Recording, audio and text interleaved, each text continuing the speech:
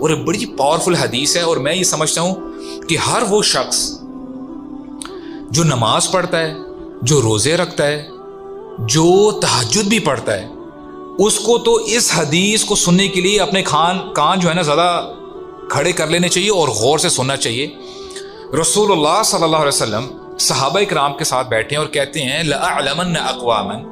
مِنْ أُمَّتِي يَأْتُونَ يَوْمَ الْقِيَامَةِ بِحَسَنَاتٍ، کہ اے میرے صحابہ، میں ایسے لوگوں کو جانتا ہوں، وہ میری امت میں سے ہیں، اور وہ قیامت کے دن آئیں گے، اتنی نیکیاں لے کے آئیں گے کہ ان کی نیکیاں پہاڑوں جتنی بڑی ہوں گی، اور وہ چمکتے ہوئے پہاڑ ہوں گے۔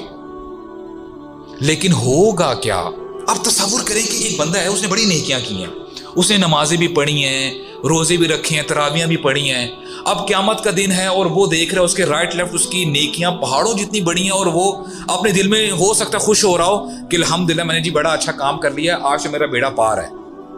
آج میں بچ گیا ہوں۔ لیکن اس حدیث کے اگلے الفاظ ہیں فَيَجْعَلُهَا اللَّهُ هَبَاءً مَنثُورًا، اللہ تعالیٰ اس کی تمام نیکیوں کو ریزہ ریزہ کر دیں گے۔ اور آپ کو پتہ ہے صحابہ کرام جب اس قسم کی احادیث سنتے تھے نا، وہ کانپ جاتے تھے، ان کے دل میں لرزہ طاری ہو جاتی تھی، وہ یہ سمجھ بیٹھے یا رسول اللہ اتنا بڑا لاس۔ ایک تو چلو بندے نے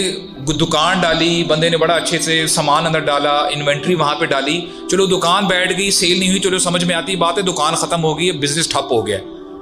لیکن اپنی ساری زندگی کی جمع پونجی لے کے بندہ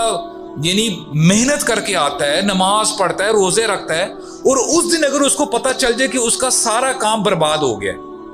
کتنا بڑا نقصان ہے۔ تو صحابہ کرام کو جب یہ بات پتہ چلی، صحابہ کرام کانپ اٹھے۔